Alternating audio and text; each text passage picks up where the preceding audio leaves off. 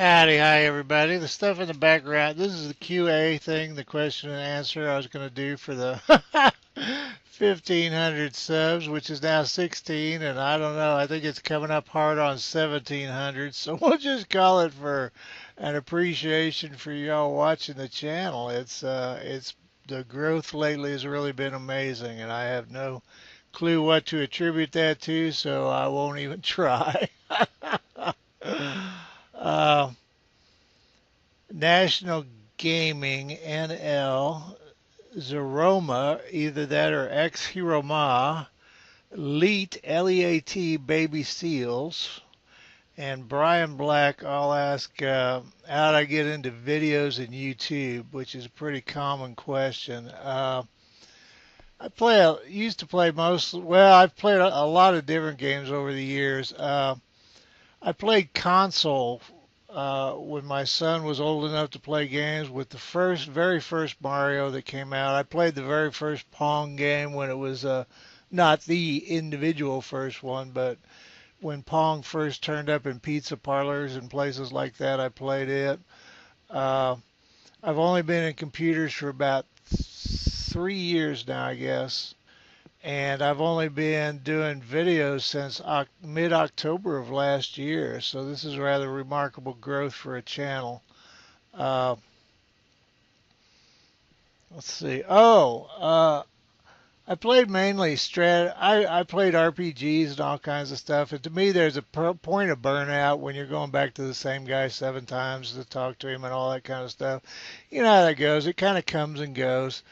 I definitely wouldn't say, I'm not saying I wouldn't play an RPG or anything like that. I'm just saying that I was at a point where I was mostly playing strategy games. I was playing Vicky 2 and Civ 4 mostly.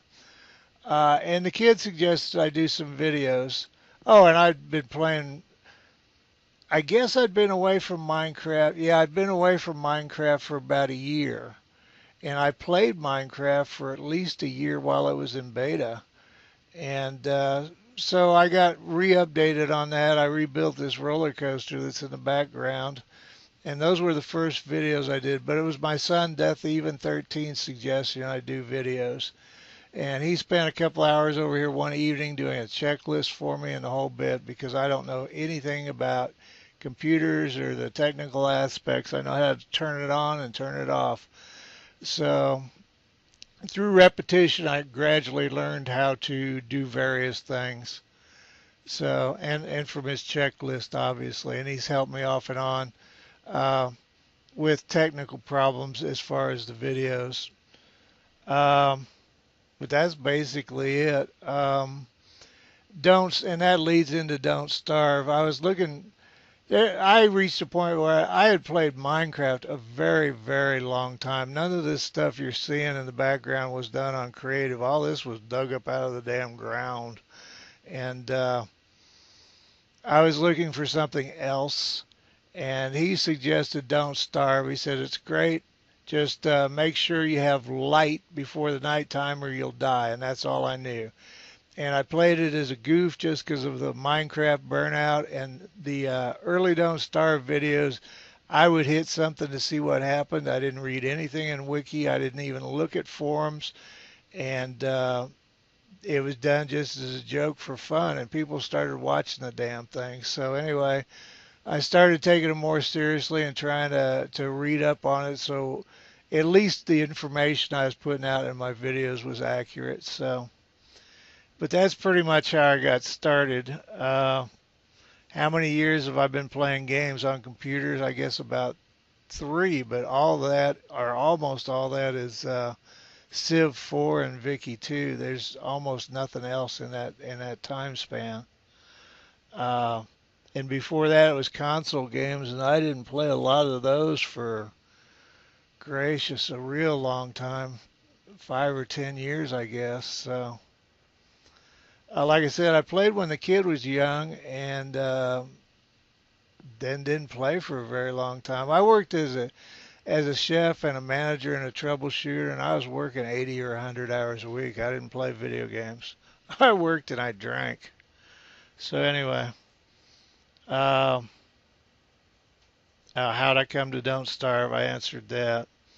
If I were adding characters or critters to Don't Starve, what would I add?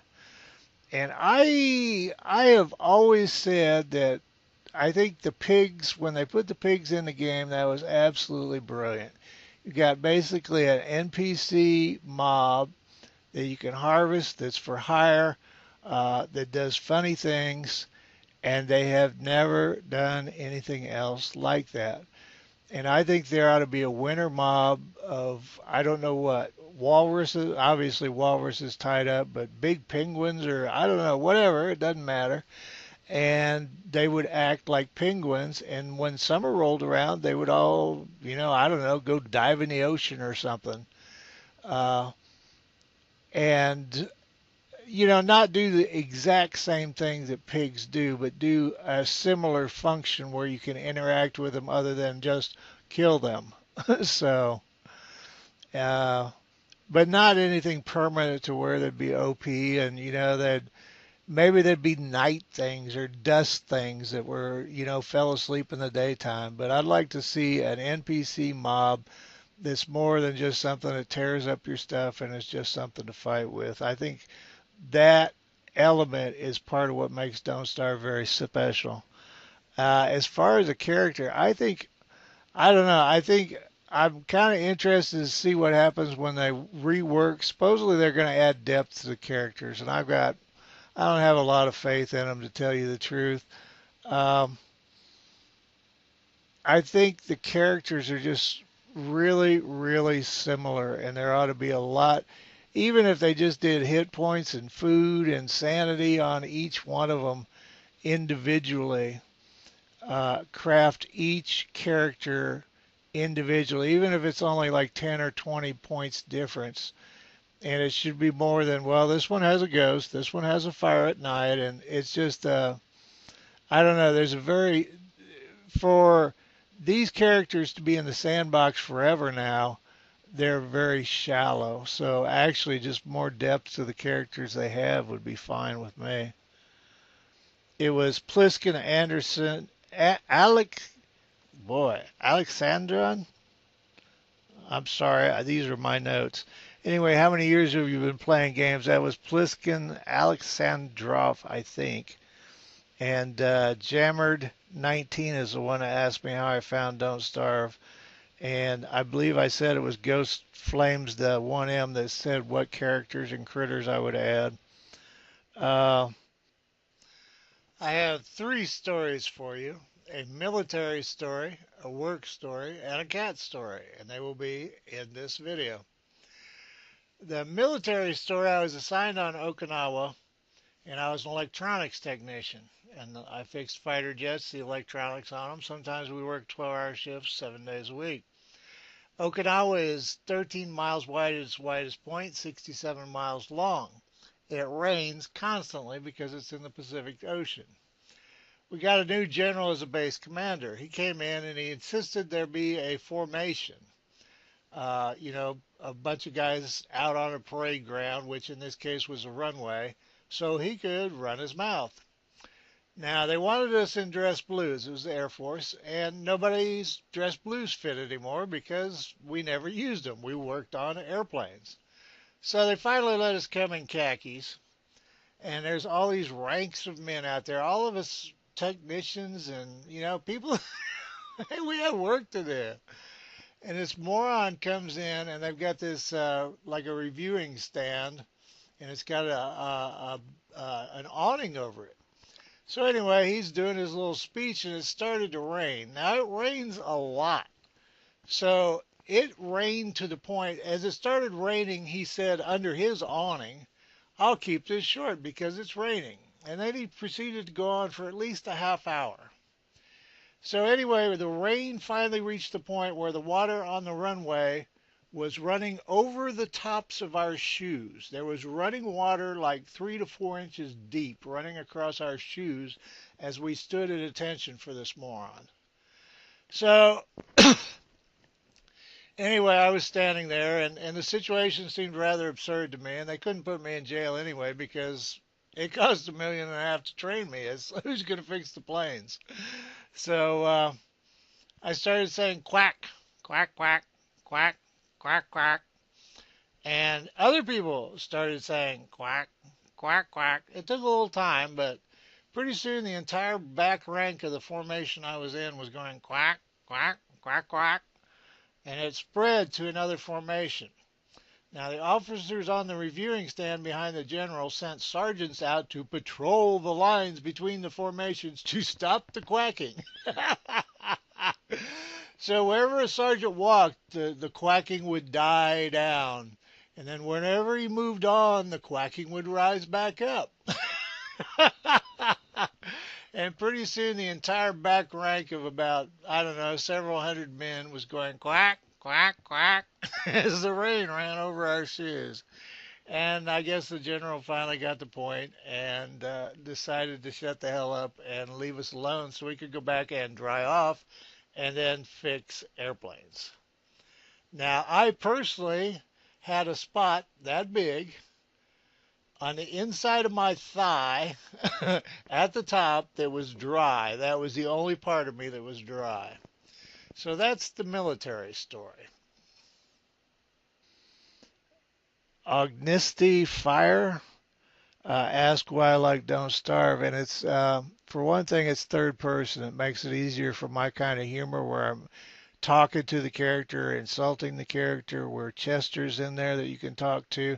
Chester's a great straight man. I don't care if he ever carries anything again in his life. He's a great straight man. And the interaction of just of elements of character elements, and I don't mean the characters, I mean like NPCs or monsters or whatever, where they're more than just something with X amount of hit points that you kite in a certain way and harvest. But those interactions, I think, make Don't Starve what it is. Uh, who else we got here? Jeffrey Hoff asked what video games I played as a child. And I played with plastic toy soldiers and dinosaurs in the dirt when I was a child. They didn't have video games. They didn't have video games when I was 20 years old. So anyway, uh, Beast Boy 8700 asked what's my favorite LP game of the ones I've played, and he said if Don't Starve is number one, then what's number two? And that's kind of hard. As far as to play, I actually like playing Terraria a lot, and I liked playing Towns a lot. As far as a game that made me laugh and I was just hilarious to play and I had a lot of fun with, both of the Harveys, uh, Harvey's New Eyes and Edna and Harvey the Breakout. Uh, but as far as just wake up and want to plug in the game and start playing it, Don't Starve, Towns, and now Terraria. So, and there's a lot of games. I loved Little Inferno, but there was no long-term play there. And there's some other games that, and I won't try to list them all. Uh, Mr. Smoke Addiction and Tony Eger Jiang.